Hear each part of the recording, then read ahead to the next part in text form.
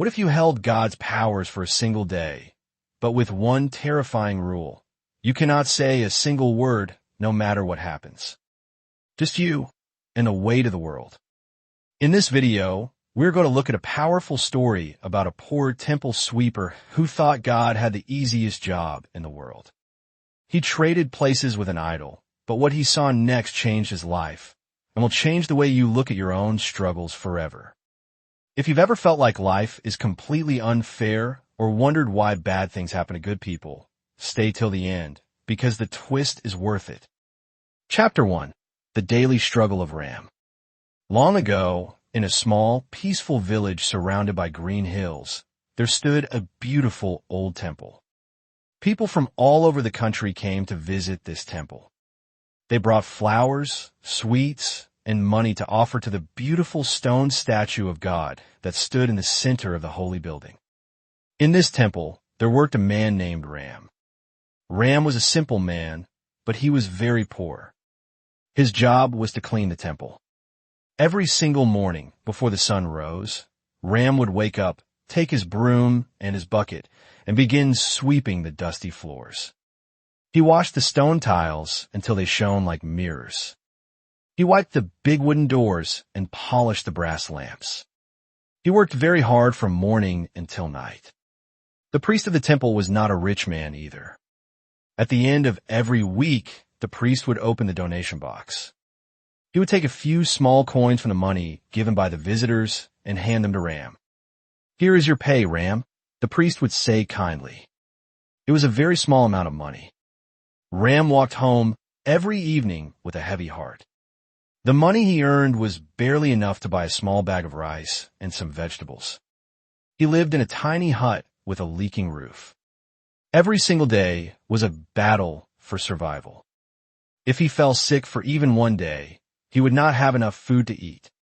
Because of this constant struggle, Ram was very unhappy with his life. He felt that the whole world was unfair. He looked at the villagers who wore nice clothes and drove nice carts, and he felt jealous. Most of all, he looked at the statue of God in the temple, and he felt a deep sense of anger. Every afternoon, when the temple was empty and quiet, Ram would stand in front of the statue. He would lean on his broom, look into the eyes of the idol, and complain. "Oh, Lord," Ram would whisper, his voice full of sadness. "How easy your life is. You just stand here peacefully in one place all day long. You do not have to move a single muscle.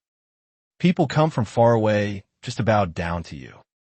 They bring you beautiful yellow flowers. They offer you delicious fruits and sweets. They pour money at your feet. You do not have to worry about rent or food or sickness. You live like a king without doing any work." Ram sighed deeply and wiped the sweat from his forehead. "And look at me. I'm living such a difficult life. I break my back cleaning your floors. My hands are rough and my feet ache every night. I work hard all day long just to earn a few coins, just to get enough food to stay alive. I wish my life was like yours. I wish I could trade places with you." Chapter 2. The Statue Speaks. For months, Ram complained in the same way. He believed that God had the easiest job in the universe. Then, one quiet afternoon, something miraculous happened. The temple was completely still. The air smelled of incense. Ram was standing in front of the statue, repeating his usual complaints. Suddenly, a soft, deep, and beautiful voice echoed through the empty hall. The voice came directly from a stone statue. "Ram," the voice said calmly. Ram jumped back in terror. His broom fell from his hand and clattered against the stone floor. He rubbed his eyes and stared at the statue. "Who? Who spoke?" he trembled. "It is I," the voice said. "The God you talk to every day." Ram fell to his knees, his heart beating fast. "Oh, Lord, please forgive me. I did not mean to be disrespectful." The voice in the statue gentle laughed. "Do not be afraid, Ram. I have heard your complaints for a very long time. You think my life is easy, but it is not what you think. My work is not easy at all. I do not just stand here and enjoy the flowers. I have to take care of countless things. I listen to the prayers of millions of people at the same time. I have to make arrangements for everyone in the world, ensuring the sun rises, the rain falls, and justice is served. This is not a job that just anyone can do. Ram, despite his fear, was stubborn. He stood up and shook his head. What are you saying, Lord? Your work is simple. Anyone can do it. Like you, I can stand still all day long. I can look at the people and listen to them. What's so difficult about that? I think you just don't want to share your comfortable life with me. The voice replied patiently, You do not understand, Ram. You won't be able to do this. This work requires great patience and a quiet mind. You cannot look at things the way humans look at them. I have plenty of patience, Ram argued. Just let me live your life for one day. Let us trade places tomorrow. You can walk around as a human, and I will stand on your pedestal. If I fail, I will never complain again. The statue was silent for a moment. Then God spoke. All right, Ram. Tomorrow you may live my life. I will take your broom, and you will take my place on the pedestal. But there is one very strict condition. Tell me, Lord. I am ready to accept any condition. Ram said excitedly. Now listen very carefully, God said seriously. Many people will come to the temple throughout the day. They will look at you, pray to you, and say many things. Some will speak good words. Some will cry. Some will complain, and some will be angry. You must listen to everyone patiently, but you must not react to anything. No matter what you see, no matter what happens right in front of your eyes, you must remain absolutely silent. You cannot move, you cannot cry, and you cannot say a single word. You must act exactly like a statue of stone. Do you promise? I promise completely, Ram shouted with joy. I will not move a muscle, and I will not say a single word. It will be the easiest day of my life. Chapter 3. The Exchange and the Three Visitors. The next morning, before the gates of the temple opened, the magical exchange took place. God took the form of Ram, picked up the broom, and began sweeping the floors in the back of the temple. Ram, through divine magic, looked exactly like the beautiful stone statue. He climbed onto the high pedestal and stood perfectly still. Ram felt wonderful. He looked down at the temple hall from his high position. He felt grand and powerful. Soon, the temple doors opened, and the visitors began to arrive. The first visitor, the rich merchant. A few hours passed. The first important visitor was a very wealthy merchant. He wore expensive silk clothes, and gold rings sparkled on his fingers. He walked with an air of pride. Behind his back, he carried a heavy leather wallet stuffed with gold and silver coins. The merchant walked up to the statue, knelt down, and closed his eyes. He prayed loudly so everyone could hear. Oh, Lord, the merchant said, I'm setting up a massive new shipping factory by the coast. I have invested thousands of gold coins into this business. Please bless my new factory. Make sure it runs well, destroys my competitors, and brings me mountains of profit. If you do this, I will buy you a crown of gold. The merchant finished his prayer and bowed deeply, touching his forehead to the floor. As he bent down low, the heavy leather wallet slid out of his loose pocket. It hit the soft rug on the floor without making a sound.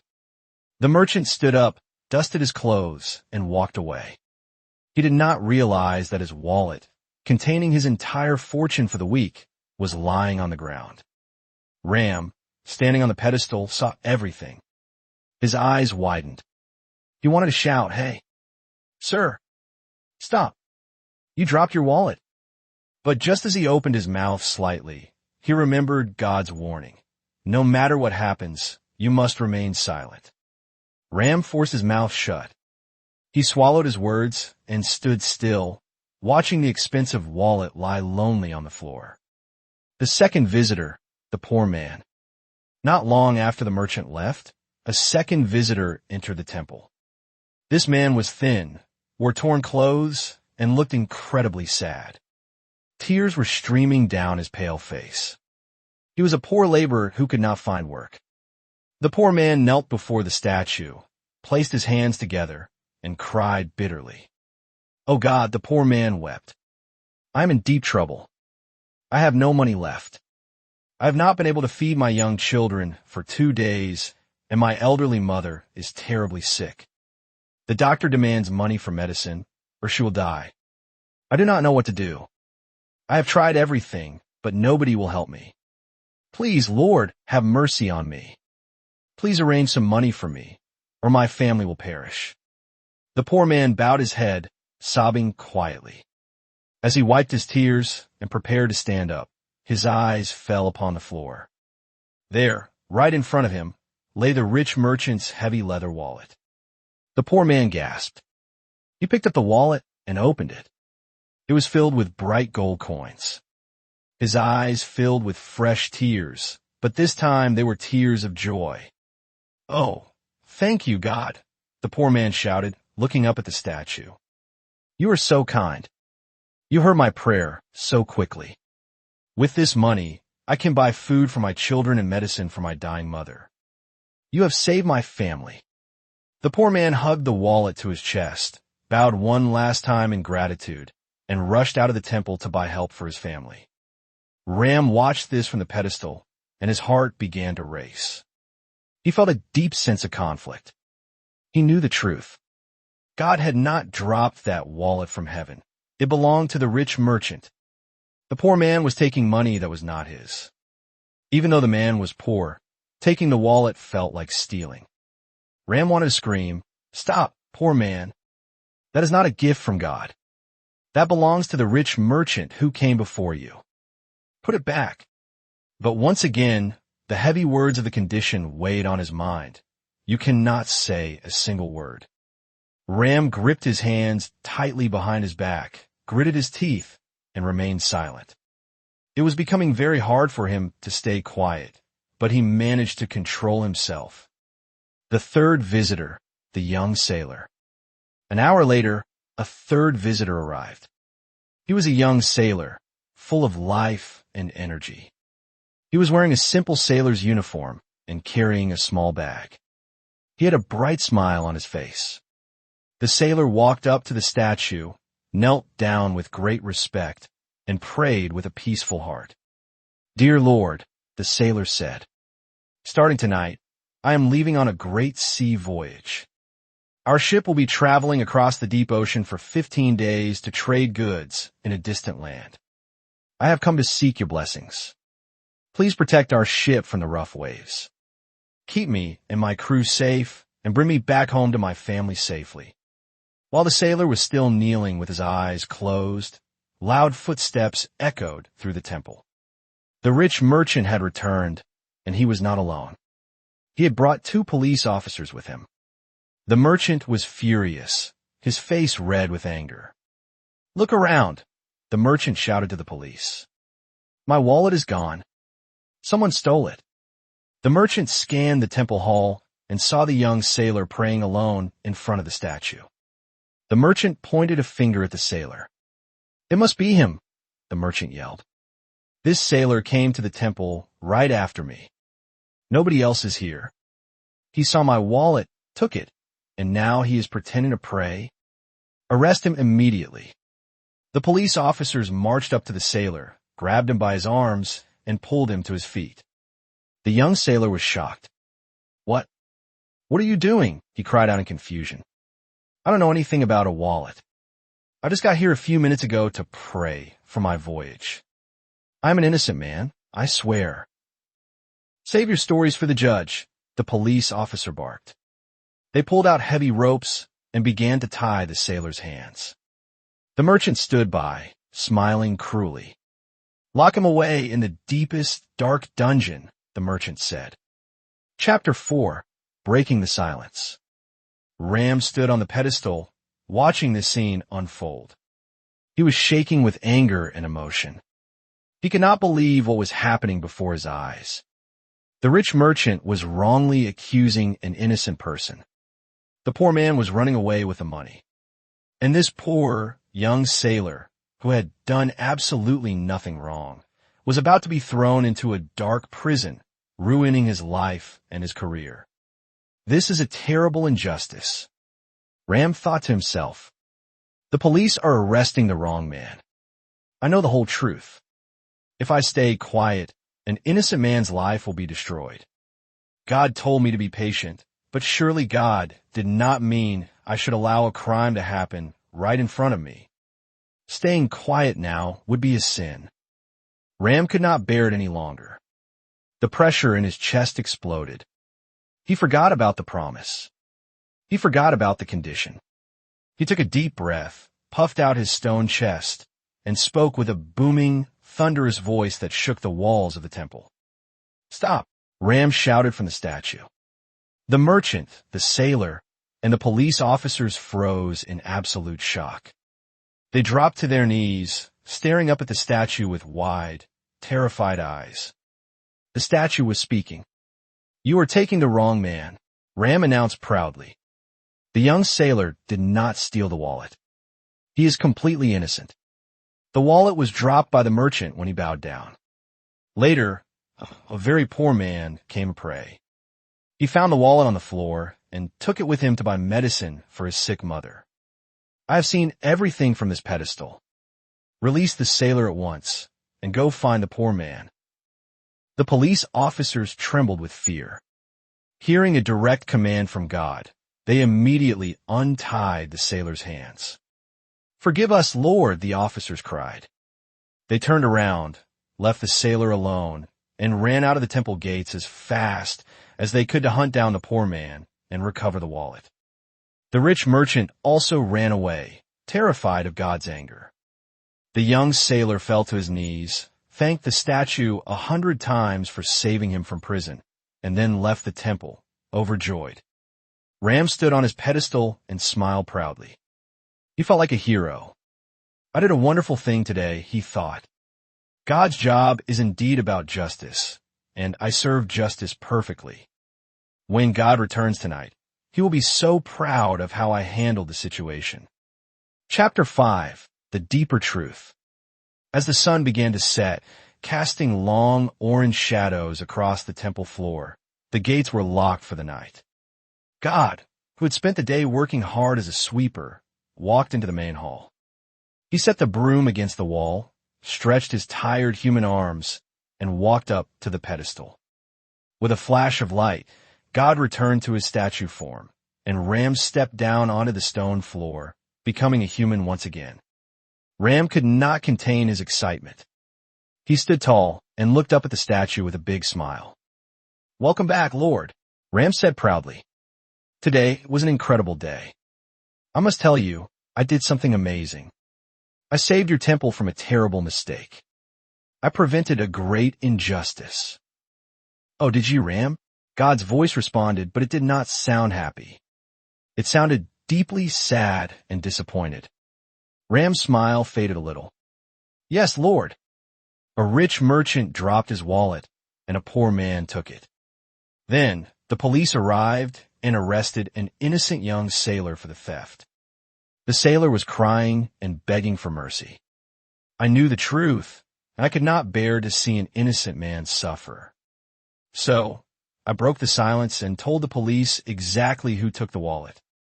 They freed the sailor and went after the poor man. I saved an innocent life. God sighed heavily, a sound that echoed like distant thunder through the hall. What have you done, Ram? God said softly. I gave you only one instruction, to remain silent like an idol. But you let your pride and your limited human sight guide you. By speaking, you have completely ruined my grand plan. Ram was shocked. He stepped back, his eyes wide. But how, Lord? I only stopped an injustice. How can saving an innocent man ruin your plan? Isn't justice what you want? Sit down, Ram, God commanded gently, and let me show you the truth behind what your eyes saw. Ram sat down on the steps of the pedestal, confused and frightened. God began to explain the deeper reality of the three men. First, let us look at the rich merchant. You saw him as a wealthy, successful businessman. But I know his heart and his history. That merchant earned almost all of his wealth through dishonest means. He cheated poor workers, lied about his taxes, and stole from small businesses to build his fortune. The money in that wallet did not truly belong to him in the eyes of cosmic justice. If that wallet had remained with the poor man, it would have served two purposes. First, it would have saved a starving family and bought life-saving medicine for a sick mother. Second, by losing that money, a small portion of the rich merchant's bad deeds and sins would have been washed away through forced charity. It was a balance. But by speaking, you took the money away from the dying mother and gave it back to a greedy, dishonest man. Ram swallowed hard. He felt a knot forming in his stomach. I did not know that, he whispered. But what about the sailor? He was completely innocent. Surely it was right to save him from a dark prison cell. Ah, the young sailor, God replied, his voice filled with sorrow. That is the greatest tragedy of your actions today. The young sailor was innocent of the theft, yes. But his destiny held something else. Tonight, the ship he was supposed to board is setting sail across the ocean. What you did not know, Ram, is that a massive, violent storm is brewing in the middle of the sea. Tonight, that ship will hit giant waves, split into pieces, and sink to the bottom of the ocean. Every single person on that ship will drown. No one will survive. If you had remained silent, the sailor would have been arrested by the police. He would have spent the next 3 or 4 days sitting safely inside a warm, dry prison cell. He would have complained about the injustice, yes.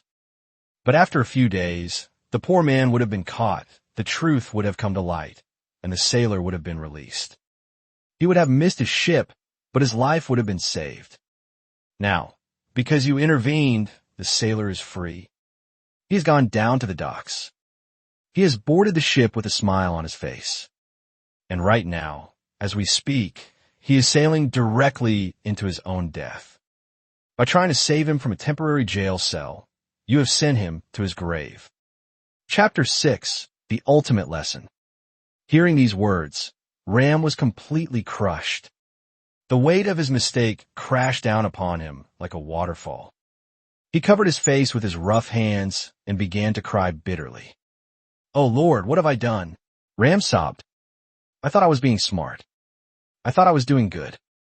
But in my ignorance, I have caused terrible harm.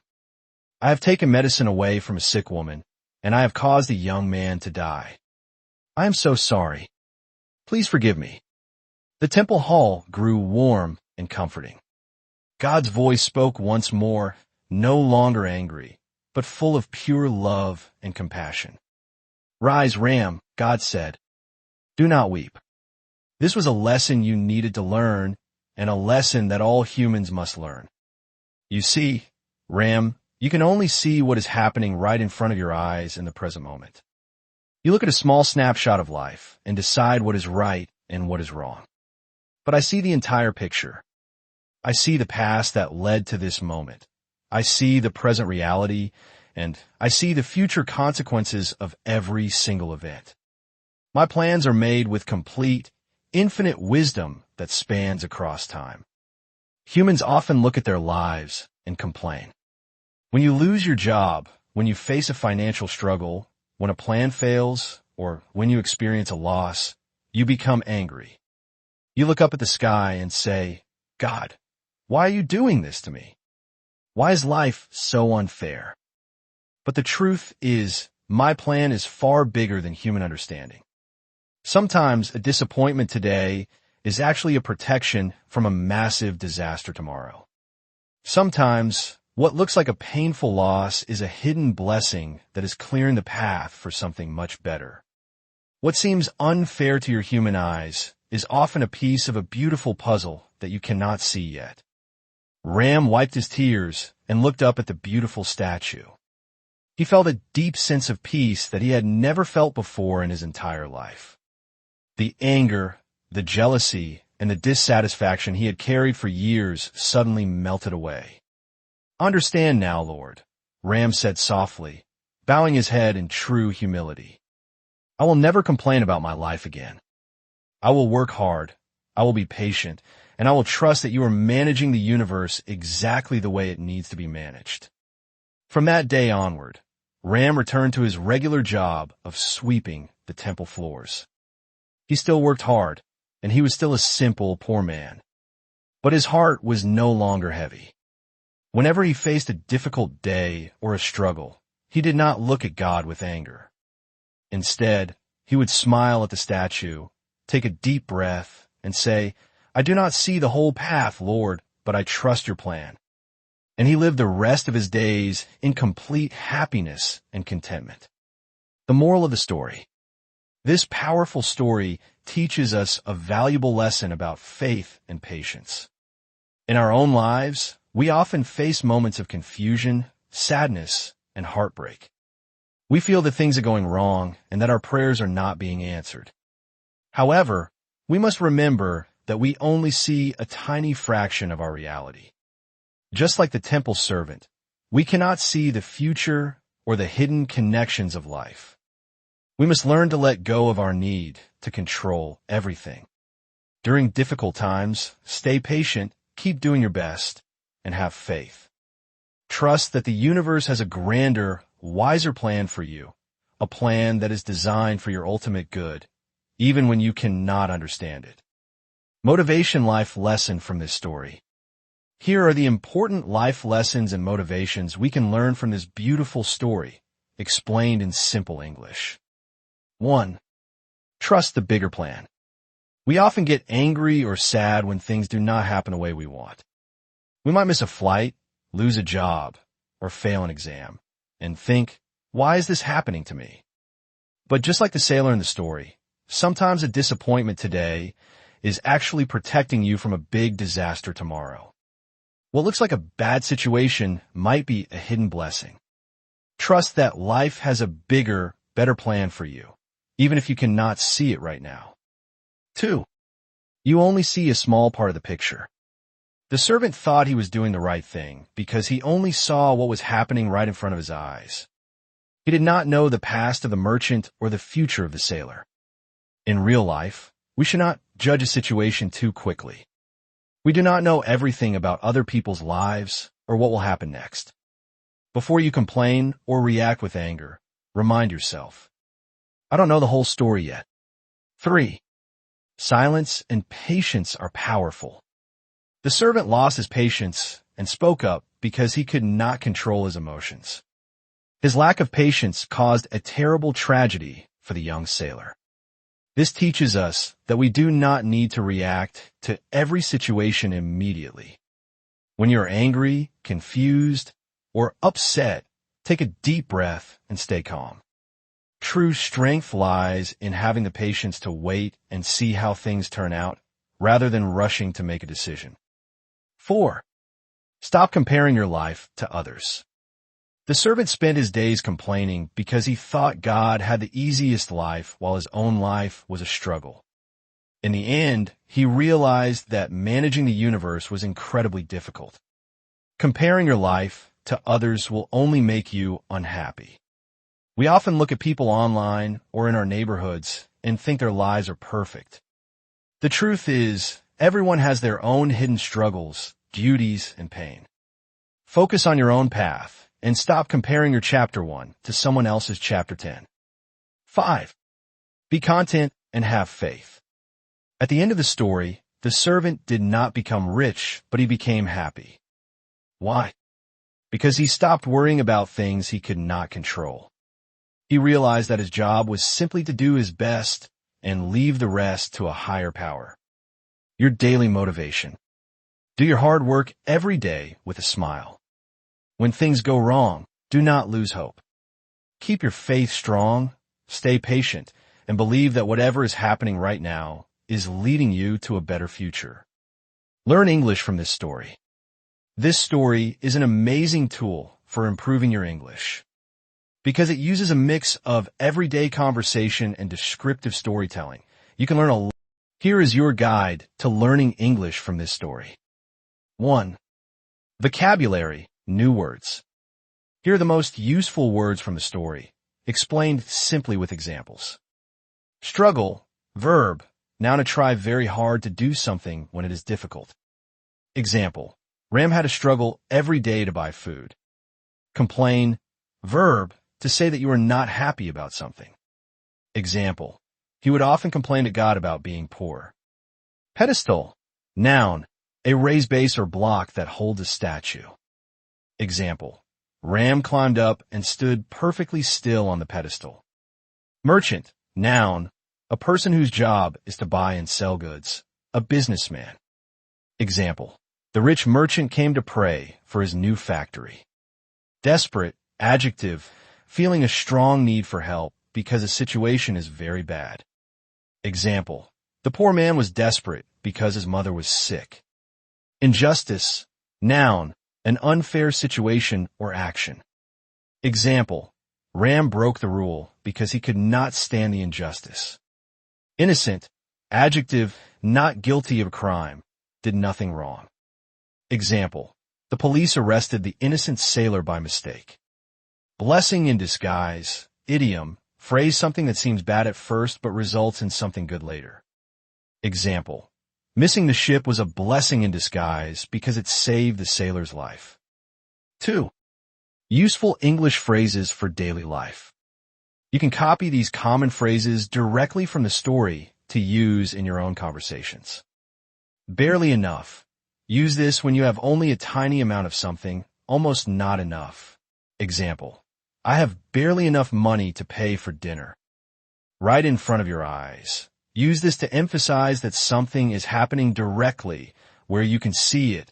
Example, the accident happened right in front of my eyes. Go our way. An idiom that means things happening exactly how we planned or wanted. Example, don't worry if things don't go your way today.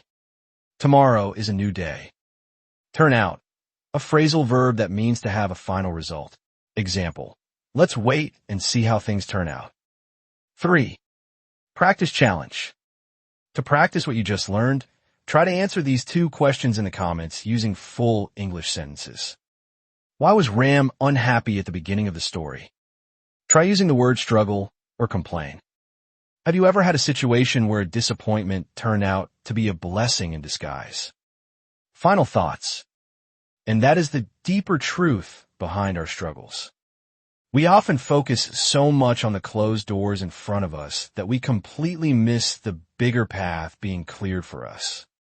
The next time things don't go your way, don't lose your peace. Take a deep breath, keep doing your best, and trust the bigger plan. If this story brought some peace to your mind today, please hit that like button and share it with someone who might be going through a hard time right now. Don't forget to subscribe for more weekly wisdom. Thank you so much for watching. Keep believing, and I'll see you in the next story.